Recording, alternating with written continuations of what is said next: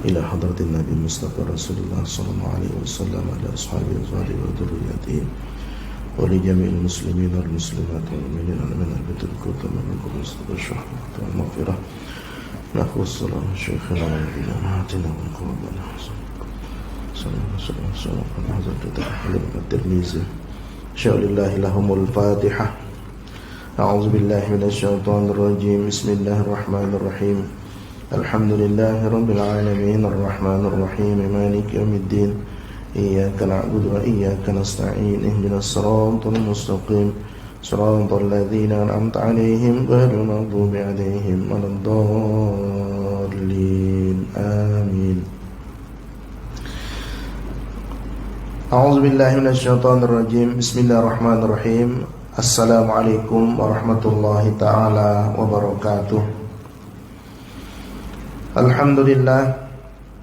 Alhamdulillah wassalatu wassalamu ala rasulillah Sayyidina Muhammad ibn Abdullah wa ala alihi washabihi wa mawala.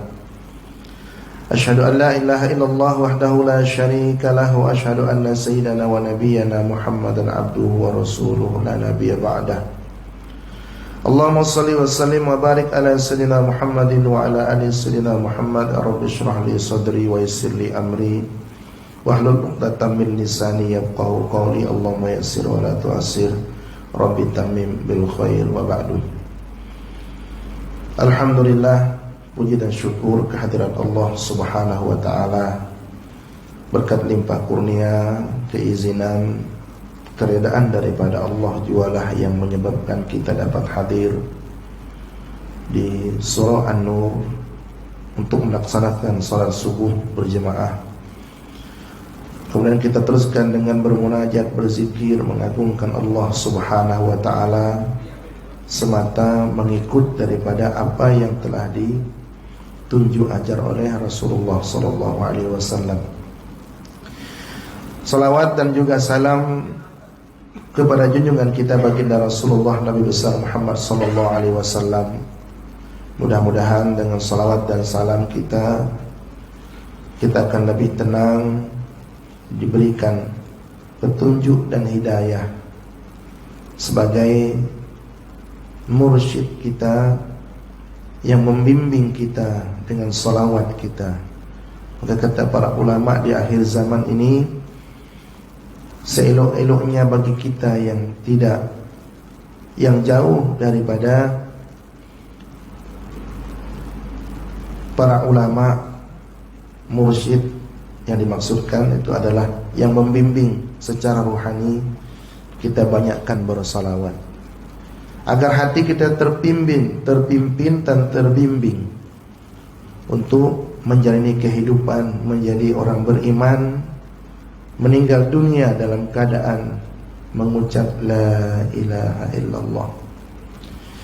Jemaah salat subuh yang dimuliakan dan dikasihi Allah Subhanahu wa taala. Sebelum kita dengan kitab Syama'il Muhammadiyah, untuk kita menambah pahala, kita berniat iktikaf agar pahala kita selama kita duduk diganjar oleh Allah Subhanahu wa ta'ala dengan pahala yang berlipat ganda, dijauhkan kita daripada api neraka. Kita mulakan dengan muqaddimah hadis riwayat daripada Abu Hurairah radhiyallahu ta'ala anhu, di mana Abu Hurairah, sami'tu Rasulullah sallallahu alaihi wasallam, kata beliau, saya telah mendengar Rasulullah sallallahu alaihi wasallam bersabda, ad-dunya mal'unatun wa mal'unatun ma fiha. Dunia dilaknat oleh Allah dan juga dilaknat apa-apa yang ada di dalam dunia, illa zikrullah, kecuali orang-orang yang mengingati Allah, wa mawalahu. Jadi mudah-mudahan kita terelak, walaupun hadis ini telah beberapa kali kita ingatkan, agar segar dalam ingatan kita bahwa mengingati Allah Subhanahu wa ta'ala itu adalah satu tanda kita keluar daripada senarai yang dilaknat oleh Allah. Kemudian aliman, orang alim termasuk yang tidak dilaknat oleh Allah Subhanahu wa taala. Kita tahu kita bukan orang alim. Tetapi yang ketiga, daripada hadis ini kita ada dua kesempatan, yaitu muta'alliman, yaitu yang tidak dilaknat oleh Allah adalah orang yang juga belajar, orang yang menyebut nama Allah, orang alim, dan orang yang belajar. Yang belajar, yang menuntut ilmu agama untuk membetulkan pahaman di dalam beragama dan juga pengetahuan, menghilangkan kejahilan di dalam beragama. Jemaah salat subuh, hadirin hadirat yang dirahmati Allah Subhanahu wa taala. Sedikit kita nak menyentuh, nak menyebutkan, mengambil keberkahan daripada kita akan menghadapi hari raya Aidul Qurban. Nama pun kurban, udhiyah kalau bahasa Arabnya. Yang namanya dia adalah pengorbanan. Tentu yang namanya berkorban itu perasaan di dalam hati itu berat. Jadi kalau kita rasa berkorban seekor kambing dengan 1.000, kita masih rasa ringan, berarti kalau kita katakan secara hakikatnya belum berkorban, walaupun dah berkorban sebab tak rasa rugi lagi. Tambah 2, tambah 3, sampai kita rasa berat, sebab dia adalah pengorbanan. Kenapa kita perlu berkorban? Kita tengok nikmat Allah yang Allah anugerahkan kepada kita. Tidak perlu kita sebutkan satu persatu. Cukup Allah bagi masa kepada kita untuk 1 hari menikmati. Mata boleh melihat, mulut boleh bercakap, lidah kita boleh merasakan apa yang kita makan dan kita minum. Itu nikmat Allah. Mungkin tuan ada yang pernah merasakan sakit COVID pada beberapa waktu yang lalu. Saya pun pernah juga dikatakan seperti itu. Hilang. Memang kita rasa makanan itu hambar. Saya pelik. Bukankah kalau dalam hati saya, kalau kita sakit, bukankah memang semua makanan rasa tak ada rasa? Tapi satu rasa memang tidak boleh cium, tak dapat dera bau. Dera bau tak ada. Jadi katakan, betul ke ni? Guna artikel je. Okey, kalau macam tu, okeylah. Asingkan diri pada masa tu dalam 3 hari. Setelah 3 hari, coba cek lagi. Alhamdulillah, negatif. Itu pun kita rasa risau, kita rasa bimbang. Hanya beberapa hari Allah hilangkan, tak mencium bau apa-apa, tak merasakan sedapnya makanan. Itu pun kita dah gelisah. Sekarang Allah anugerahkan kepada kita keamanan, kedamaian. Mata boleh melihat, kaki boleh melangkah, tangan kita masih normal lagi. Datang tuntutan sunnah muakkadah, sunnah yang sangat digalakkan untuk kita berkorban. Seekor kambing ataupun 1 bahagian.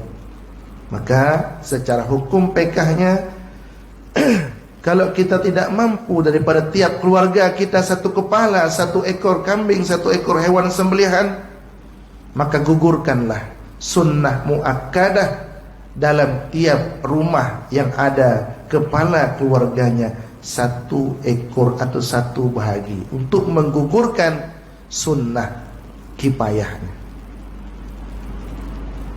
Sebab tuan-tuan yang dirahmati Allah Subhanahu wa taala, Nabi SAW berpesan, memberi amaran yang cukup keras. Man kana lahu sa'atan falam yudhi fala yaqrabanna aw yaqribanna musallana. Siapa yang ada kemampuan untuk berkorban tetapi tidak melakukannya, maka jangan dekat-dekat dengan tempat solat kami. Sekarang kalau kita tanya pada diri kita, batas kemampuan, ada kemampuan dan tak ada itu macam mana? Para ulama sebutkan, batasan orang itu dikatakan mampu dan tidak mampu adalah pada malam hari raya dan harinya, siangnya, dan 3 hari selepasnya 11, 12, 13 itu dia ada makan. Makanan untuk dia makan selama 4 hari daripada malam hari rayanya sampai ke 13 hari bulan Zulhijjah, dia ada makan, ada pakaian, ada tempat tinggal. Dan juga orang tersebut dikatakan mampu untuk berkorban kalau ada lebih daripada tanggungan makanan, untuk beli makanan, untuk pakaian, untuk tempat tinggal dia dan orang yang ada di bawah tanggungannya, ada lebihnya. Jadi kalau kita anggarkan selama 4 hari kita makan tuh berapa? Pakaian ada, kemudian tempat tinggal alhamdulillah ada lebihnya. Duit kita, berarti kita dah masuk ke dalam senarai orang yang mampu. Jangan kita katakan tak mampu, hari ini tak mampu berkorban, tahun ini tak mampu, tak ada duit. Jangan kita katakan tidak mampu. Allah Maha tahu kita ni mampukah tidak. Maka itu dalam PK itu mudah. Dalam PK kita diajar untuk gugurkan kewajiban kesunahan berkorban itu daripada rumah, satu rumah lah, yang di situ ada keluarga, ada kepala keluarga dan istri dan anak-anaknya. Cukup satu orang yang berkorban. Ambil satu nama, ayah ke, istri ke, anak ke, tak kisah, asalkan ada berkorban. Jangan katakan tak mampu. Kalau kita tanya betul kata mampu, minta maaf. Betul kata mampu, ada duit tapi nak pakai. Bila bulan depan nak pakai? Kalau memang betul-betul duit itu kita nak pakai sebab mungkin ada tagihan hutang yang memang dah jatuh tempo, hutang itu wajib. Okey, berarti itu termasuk yang tak mampu. Tapi kita alhamdulillah Allah kurniakan kenderaan, bukan hanya satu, lebih daripada satu. Terus kita katakan tak mampu. Tak korban ke? Tak ada duit. Jangan. Kot-kot nanti takut Allah iakan.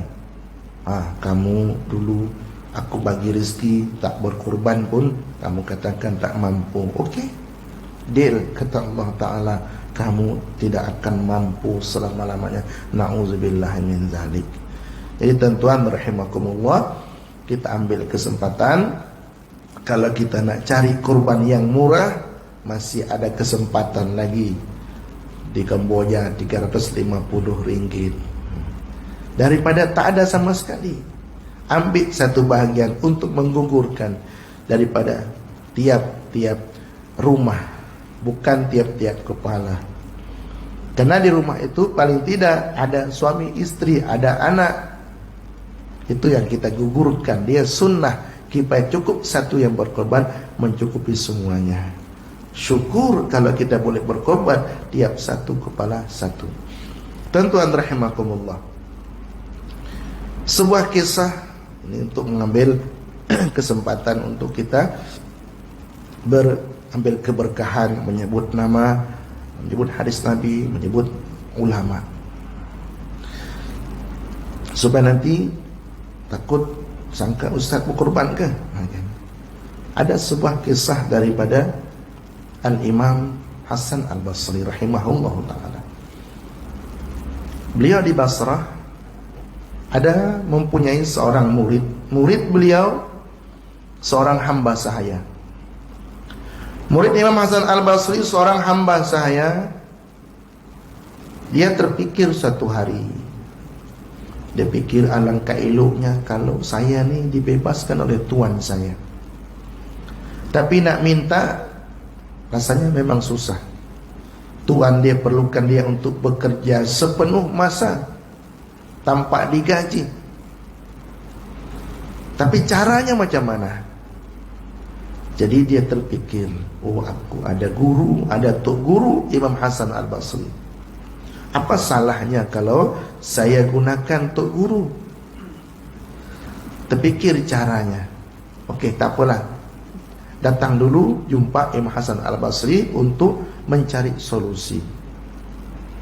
Setelah sampai di rumah Imam Hasan Al-Basri, dia tanya, apa keperluan kamu wahai murid? Macam ni tok guru, boleh tak tok guru sampaikan kepada majikan saya agar saya dibebaskan? Tapi tentu tok guru sampaikan kepada dia, kepada majikan saya, itu fadilah membebaskan hamba saya, biar tergerak hatinya untuk membebaskan saya. Kata Imam Hasan Al-Basri, cantik juga tu. Okey, kalau macam tu nanti hari Jumat depan, kata Imam Hasan Al-Basri, kamu ajak majikan kamu untuk solat Jumat di masjid saya. Saya khutbah pada hari itu di sana. Kata tu murid tadi, alhamdulillah ada jalan rupanya. Dia pun setelah dekat-dekat hari Jumat, 1 hari 2 hari Jumat, dia memberitahu kepada majikannya, tuan, boleh tak tuan kita solat Jumat di Masjid Imam Hasan Al-Basri? Kata majikan, cantik, okey, kita pergi nanti. Setelah sampai di masjid, sampai waktu khutbah Imam Hasan Al-Basri, sedikit pun tak menyentuh tentang pembebasan hamba saya. Tak sentuh sama sekali. Kata murid, lupa ke apa Tok Syekh ni? Tak sebut pun sampai akhir khutbah. Tapi dia tetap husnuzan. Tak apa. Jadi minggu itu dia masih jadi hamba. Minggu kedua, kata majikan, oh sedap dengar khutbah Imam Hasan Al-Basri. Jumat depan kita Jumat situ lagi. Okey, masih ada harapan.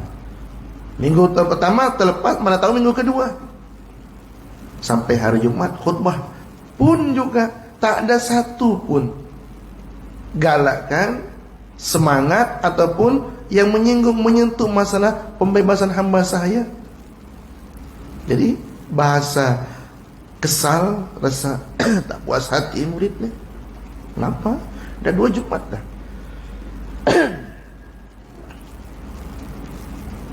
Kali minggu ketiga, kata majikan tu, okey, saya semakin suka, tertarik dengan khutbah Imam Hasan Al-Basri. Okey, Jumat depan kita khutbah, kita dengar khutbah Imam Hasan Al-Basri lagi, kita solat Jumat di Masjid Imam Hasan Al-Basri. Pada kali ketiga itulah beliau berkhutbah betul-betul menyentuh fadilah keutamaan membebaskan hamba sahaya. Maka setelah ulasan tentang membebaskan hamba sahaya selesai khutbah, solat Jumat dah selesai dilaksanakan, balik sampai di rumah, si majikan mengatakan kepada hambanya, kamu bebas kerana Allah Ta'ala. Punya suka, punya gembira. Maka dalam hati dia, kan dah 2 minggu ni, minggu ketiga, kenapa tak daripada awal je? Kalau pada awal dah 2 minggu lepas, dah 3 minggu lepas saya bebas. Maka kata murid tadi, tak puas hati ni, kena tanya kepada Tuan Syekh Imam Hasan Al-Basri. Dia pun datang, minta maaf Tok Guru, nak tanya satu perkara. Perjanjian kita dahulu ketika saya meminta Tuan untuk berkhutbah berkenaan dengan pembebasan hamba saya, minggu pertama Tuan tak sentuh sedikit pun. Minggu kedua tak juga. Saya dah mula su'zon, dah buruk sangka dah. Keteguh nak tipu saya ke apa, maknanya saya dah buruk sangka dah pada masa itu. Sehingga pada minggu ketiga Tuan sebutkan, kalau boleh saya tahu apa agaknya, adakah yang perlu dikongsikan. Kata Imam Hasan Al-Basri rahimahullah ta'ala, ketahuilah wahai muridku, minggu pertama, minggu kedua berlalu, saya belum ada duit untuk membebaskan hamba saya. Kan membebaskan hamba saya itu tak semestinya kita bebaskan hamba kita. Boleh juga kalau kita tak ada hamba, bebaskan hamba saya yang masih jadi hamba di tuannya, tuan yang lain. Beli dia, kemudian bebaskan. Jadi 2 minggu berlalu, saya tak ada duit untuk membebaskan hamba saya. Pada minggu ketiga, saya ada duit. Maka tu saya cari hamba saya beli, kemudian saya bebaskan. Kata Imam Hasan Al-Basri, saya tak mau bercakap, saya tak mau menyampaikan sesuatu yang mana sesuatu itu saya tak buat. Kan kalau beliau sampaikan, fadilah membebaskan hamba saya sekian. Sementara kata beliau, saya tak bebaskan hamba saya, macam mana? Takut dengan firman Allah Subhanahu wa taala, kabura maqtan indallahi an taqulu ma la taf'alun. Kemurkaan yang hebat dan kemurkaan besar daripada Allah manakala kamu berkata-kata, memperkatakan sesuatu perkara yang mana kamu tak buat. Jadi kata Imam Hasan Al-Basri, kerana saya dah membebaskan hamba saya, maka itulah saya mengulas tentang pembebasan hamba saya. Jadi tuan-tuan rahimakumullah, kan sering kita sampaikan, ya kalau masih sekarang ni kita masih ada kesempatan, masih mungkin kurang sebulan atau untuk kita mencari haiwan kurban, masih ada kesempatan. Jadi kita ambillah. Kalau ada akikah, ini saya baru dapat anak, kalau ikutkan akikah, tapi akikah boleh bila-bila masa. Tapi untuk korban kan dia ada masa, dia hanya 4 hari, 3 hari hari tasyrik dengan 1 hari raya. Jadi tuan-tuan rahimakumullah, kita ambil kesempatan untuk kita melaksanakan ibadah kurban. Jadi ibadah kurban betul-betul kita merasakan memang berat, sebab ada pengorbanan. Beli hewan kurban, disembelih dan dagingnya diagihkan kepada saudara-saudara kita yang memerlukannya. Kita boleh makan daging kurban kita? Boleh, selama kurban itu kurban sunnah. Kalau kurban wajib, kurban nazar misalkan, kalau terjual tanah dikatakan kalau terjual tanahnya dia akan berkorban, berarti kurban itu kurban nazar, maka dia tak boleh makan daging kurban yang dia kurbankan. Kalau orang bagi daripada daging kurban lain tak apa, tapi untuk hewan yang dia punya, dia tak boleh makan daging kurban tersebut. Hadirin jamaah salat subuh dimuliakan Allah Subhanahu wa taala. Daripada Sayyidina Jabir bin Abdullah dengan kitab Syama'il Muhammadiyah, mendengar Rasulullah sallallahu alaihi wasallam menyatakan, "Urida 'alayya al-anbiya'u fa idza Musa alaihi salamu darbun minar rijali kanahu min rijali shanu'ah wa ra'aytu Isa ibn Maryam alaihi salam fa idza aqrabu man ra'aytu bi syabahan Urwa bin Mas'ud wa ra'aytu Ibrahim alaihi salam fa idza aqrabu man ra'aytu bi syabahan sahibukum yakni nafsahu wa ra'aytu Jibril alaihi salam fa idza aqrabu man ra'aytu bihi syabahan dihyatan." Sudah diperlihatkan para nabi kepadaku, kata Nabi. Jadi dalam syarah kitab Syama'il dikatakan, Nabi diperlihatkan tu ada 2 ihtimal, 2 kemungkinan. Nabi diperlihatkan dalam mimpi ataupun Nabi diperlihatkan para nabi-nabi terdahulu itu ketika perjalanan Isra Mi'raj. Itu di dalam syarah kitab Syama'il. Sudah diperlihatkan para nabi kepadaku, maka Musa itu kelihatan seperti seorang lelaki daripada suku Syanu'ah. Suku Syanu'ah ini adalah suku di Yaman, kabilah daripada Yaman yang mana mereka itu ada kan ajsamuhum ma'rufatan bil quwwah wal i'tidal wa husnul qamah. Jadi bangsa yang ada di, mungkin kalau sekarang itu dengan bahasa Syanu'ah itu San'a mungkin. Lain tapi lain, ini Syanu'ah. Apa masih ada bangsa itu sekarang? Tapi yang jelas dikatakan dalam syarahnya, orang-orang Syanu'ah ini adalah yang mana tubuh badan mereka itu kuat. Ya kalau kita tengok tu kan tak semua orang boleh memiliki badan yang kuat, yang gagah kekar. Jadi rata-rata orang-orang Syanu'ah itu punya tubuh badan tu kuat. Kemudian sederhana, tak terlalu tinggi, tak terlalu pendek. Kemudian gigi tegap.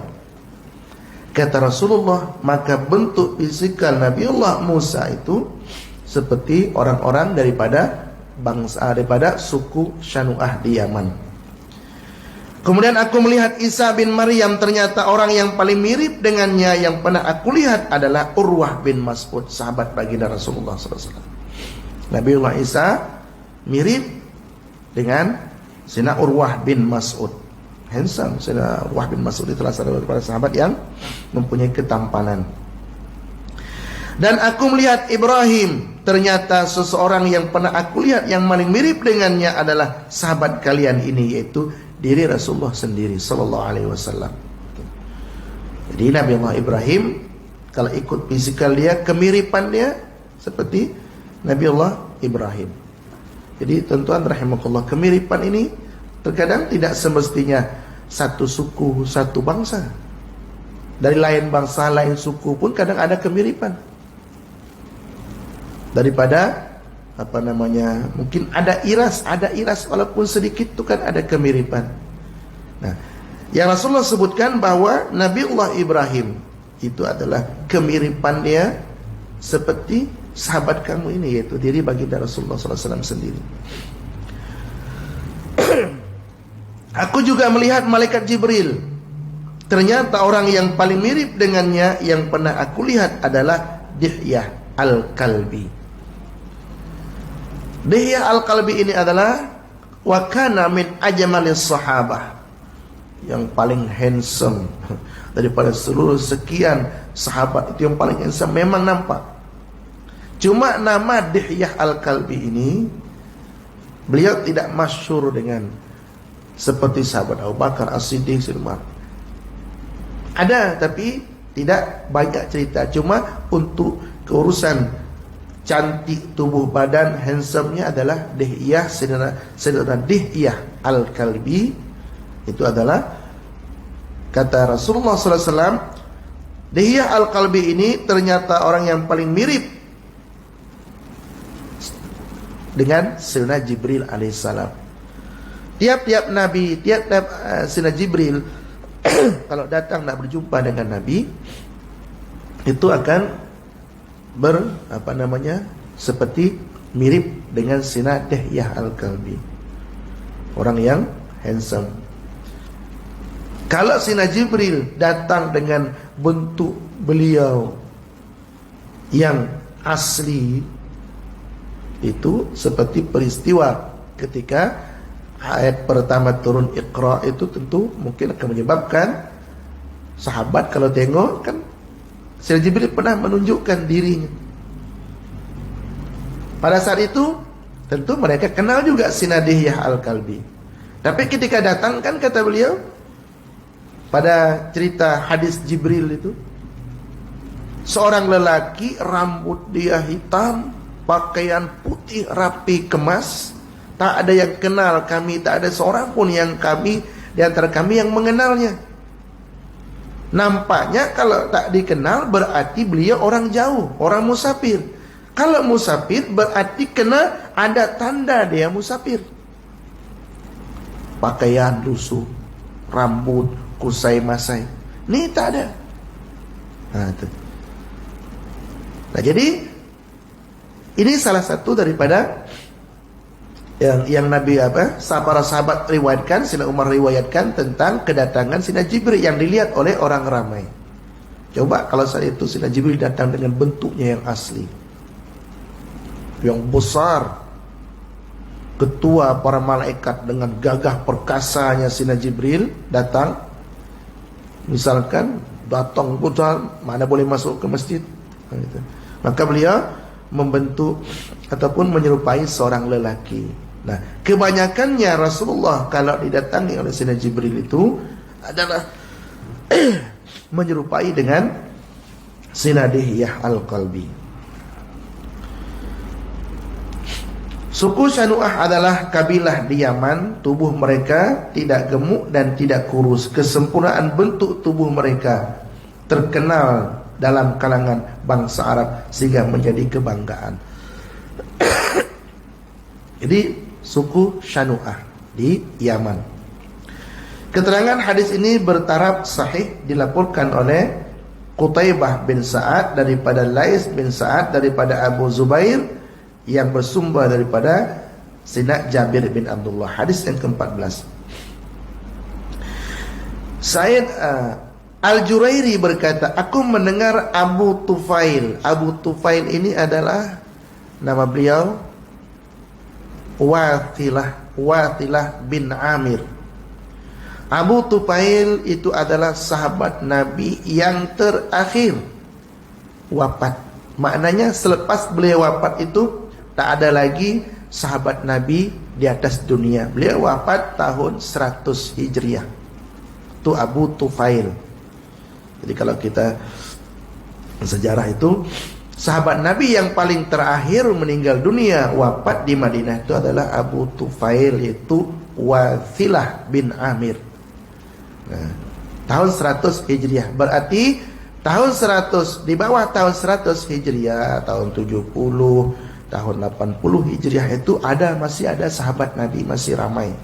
Maka tuh kalau para imam-imam seperti Imam Abu Hanifah, Imam Malik, Imam Malik kalau Imam Syafi'i dah dia 150 dah tak berjumpa lagi dengan sahabat Nabi. Tapi seperti Imam Abu Hanifah, Imam Sufyan Ats-Tsauri, itu ada kemungkinan mereka itu berjumpa dengan para sahabat Nabi.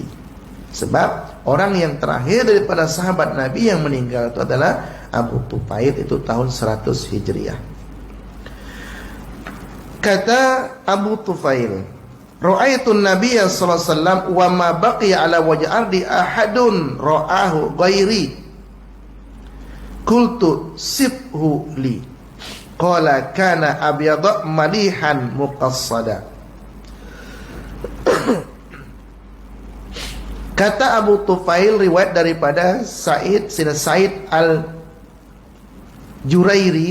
aku, kata sahabat Abu Tufail, aku pernah melihat Rasulullah SAW dan tidak ada seorang pun yang masih hidup di permukaan bumi ini yang pernah melihat baginda selain aku. Itu Abu Tufail. Kan benar kan?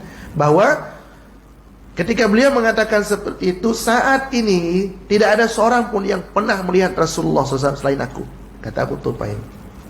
Pada tahun bilangan tahun 100 Hijriah, ketika beliau masih hidup. Kata beliau bahwa Rasulullah SAW ketika mendengar bahwa aku pernah lihat Rasulullah, tidak ada seseorang pun yang sekarang masih hidup yang pernah melihat Rasulullah. Maka kata saya, Said Al-Jurairi, kalau macam tu coba ceritakan kepada saya bagaimana bentuk fisikal baginda Rasulullah SAW.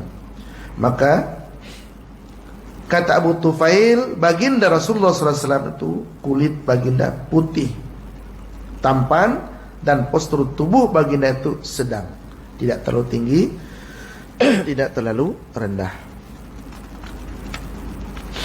Hadis yang terakhir untuk bab sebelum masuk bab selanjutnya. Hadis yang ke-15 daripada Ibnu Abbas radhiyallahu ta'ala anhu berkata, "Kana Rasulullah sallallahu alaihi wasallam aflajaz saniyataini idza takallama ru'ya kan nuri yakhruju min baini sanayahu." Rasulullah sallallahu alaihi wasallam memiliki gigi adalah gigi baginda itu renggang, ada jarak yang kecil di antara gigi depan, gigi hadapan Rasulullah SAW. Ya, tidak rapat. Cuma itu yang mungkin perlu kita perhatikan. Kan ada orang yang hendak memiliki gigi jarang, tak rapat. Kita gigi kan rapat, ada yang jarang. Tapi jarang itu kecil. Kalau memang semula jadi Allah ciptakan, silakan. Kita kena bersyukur. Tapi kalau menjarangkan gigi, sementara gigi kita itu rapat, kita jarangkan, dapatkan digergaji atau pergi ke operit gigi kan, itu berarti takdir khalqillah, itu haram hukumnya, tak boleh. Apa saja yang ada di tubuh badan kita, itu kita kena mensyukurinya. Saya sampai hari ini saya tak faham tentang kalau ada yang nak berkahwin itu kena cukur bulu alis, pas tu buat alis palsu. Itu sampai hari ini saya tak mengerti.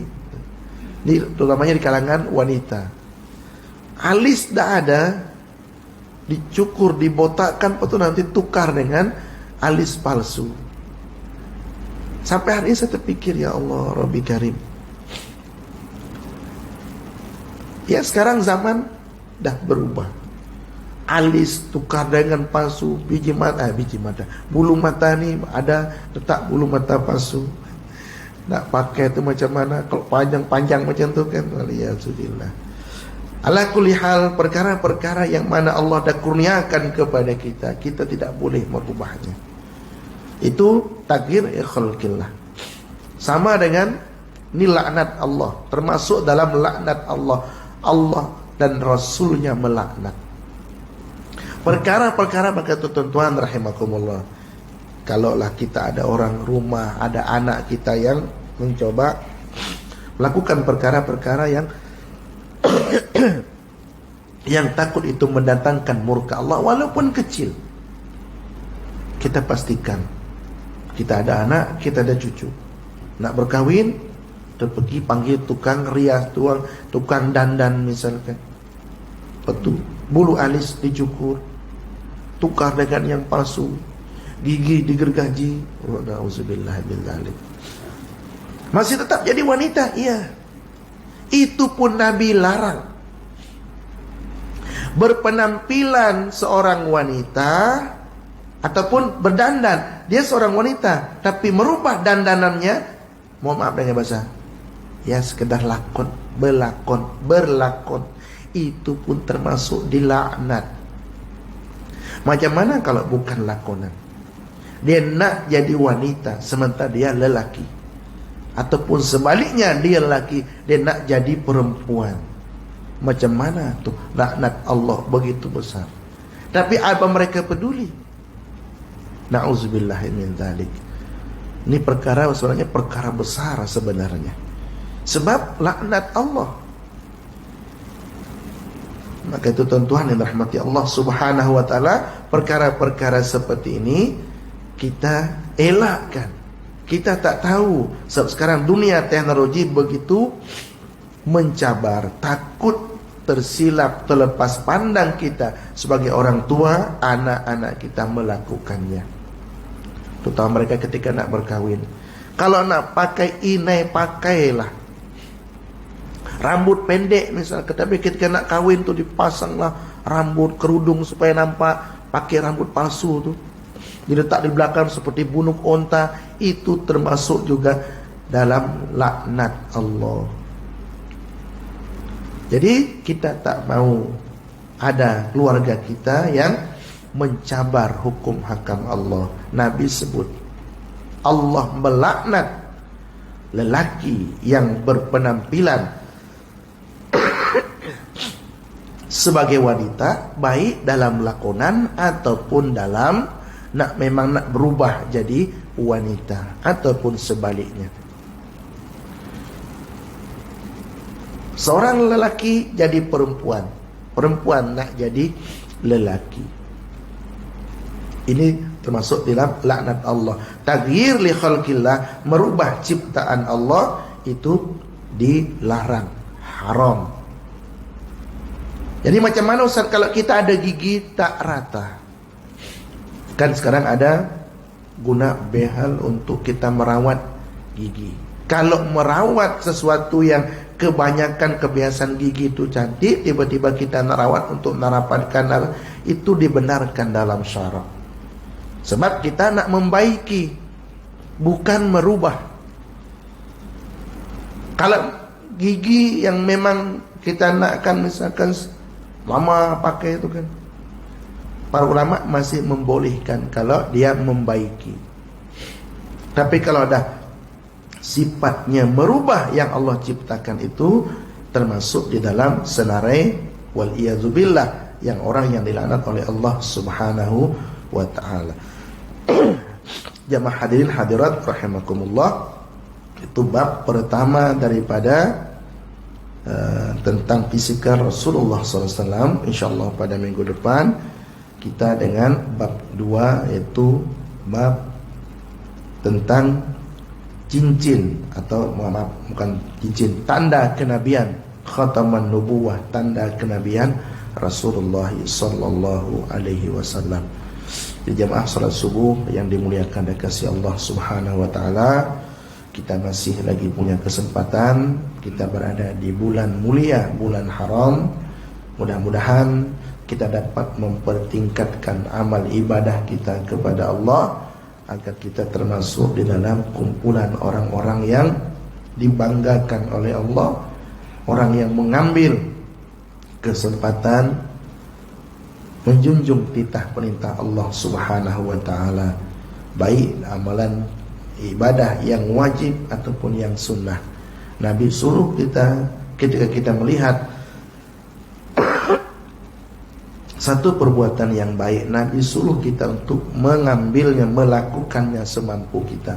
Tapi manakala perbuatan itu terlarang dalam agama, Nabi suruh kita tinggalkan sejauh-jauhnya serta merta. Kita niat dalam hidup ini kita menggembirakan, agar Rasulullah SAW gembira, suka dengan kita, walaupun amal ibadah kita tak berapa banyak, tapi kepatuhan, ketundukan kita kepada agama itu akan membuat Rasulullah itu tersenyum. Kalau Rasulullah tersenyum, maka Allah pun akan menurunkan rahmat kepada kita. Jadi kalau kita banyakkan amal ibadah, maka pernah ditanyakan oleh para sahabat, ya Rasulullah, seorang wanita banyak amal ibadah dia, puasa sunnah, solatnya, tetapi ya Rasulullah, mulut lezer, mulut tak jaga. Mana yang lebih afdal? Ini tak ada akhlak, kata Rasulullah SAW. Ibadah dia itu tidak ada arti apa-apa. Maka kita mudah-mudahan ibadah kita tak banyak mana, tapi kita jaga sikap kita, adab kita kepada saudara kita, orang-orang beriman. Macam mana pula dengan saudara kita, sesama manusia, sesama sebangsa yang non-muslim? Apakah kita perlu masamkan muka kita? Tidak. Selama mereka tidak merendahkan agama, tidak memusuhi kita, kita masih boleh bersikap baik dan ada pahalanya tuh. Jangan kata mereka kita beri makan kepada seekor anjing saja boleh menjadi sebab kita masuk surga. Apalagi kita bagi makan kepada hamba Allah, walaupun mereka itu adalah hamba Allah yang tidak taat kepada Allah, tetap ada ganjarannya. Jadi kita berbuat baiklah kepada siapa saja. Okey, si apa namanya yang rapor apa nama itu biarlah sarma ya. Di negara kita ada ramai mereka, jangan kita libatkan mereka. Itu saja pesan Al-Fakir kepada kita semua. Ya, si Sarma dia buat hal, kita kecam. Tapi jangan pula mereka yang tak ada kena mengena dengan si Sarma itu, kita juga pandang, oh orang nih, ini tak boleh. Itu tak adil. Jadi supaya kita tidak menyebabkan Islam itu buruk di hadapan, di mata non muslim. Kita tunjukkan akhlak yang baik. Dia berbuat, kita kecam dia, tapi yang tidak, jangan kita nak samakan mereka. Mudah-mudahan Allah ampunkan dosa-dosa kita, Allah maafkan segala kesalahan dan kesilapan kita, dan Allah lipat gandakan pahala kita sehingga kita boleh beramal beribadah dengan semangat mengikut petunjuk dan arahan Rasulullah sallallahu alaihi wasallam. Al-hadin ya halakunatun salihah wa lahatun nabi wa nabi al-fatihah. A'udzubillahi minasyaitonir rajim. Bismillahirrahmanirrahim. Alhamdulillahi rabbil alamin. Arrahmanir rahim. Maliki yaumiddin. Iyyaka na'budu wa iyyaka nasta'in. Ihdinas siratal mustaqim. Siratal ladzina an'amta 'alaihim ghairil maghdubi 'alaihim waladdallin. Amin. Bismillahirrahmanirrahim. Alhamdulillahi rabbil alamin. Allahumma shalli wa sallim wa barik ala sayyidina Muhammad wa ala sayyidina Muhammad. Allahumma anfa'na bima 'allamtana wa 'allimna ya Allah ma yanfa'una wa zidna ya Allah ilman nafi'a wa rizqan wasi'a halalan thayyiban wa amalan mutaqabbala. Allahumma faqihna fid din wa 'allimna ta'ala wahdina ila sawa'is sabil. Rabbana zalamna anfusana wa illam taghfir lana wa tarhamna lanakunanna khasirin. Allahumma istajib du'ana wa shfi maradana. Subhanakallahumma bihamdika nashhadu an la ilaha illa anta nastaghfiruka wa natubu ilaik. Wassallallahu ala sayyidina Muhammadin wa sallam. Amin amin. Alhamdulillahi rabbil alamin. Minta ampun, minta maaf atas segala kesalahan dan kesilapan. Terima kasih atas segala perhatian. Hadanallahu wa iyyakum ajma'in billahi taufiq wal hidayah. Wassalamualaikum warahmatullahi wabarakatuh.